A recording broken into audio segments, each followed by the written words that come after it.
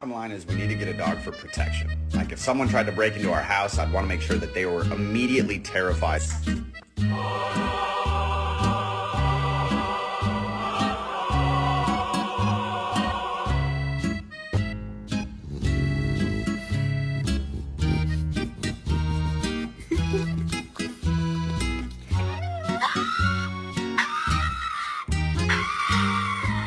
Well, the other one's the son of James McIntyre. You going in? Gordon Marco?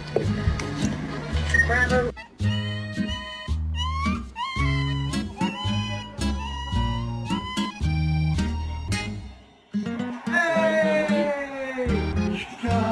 I love you.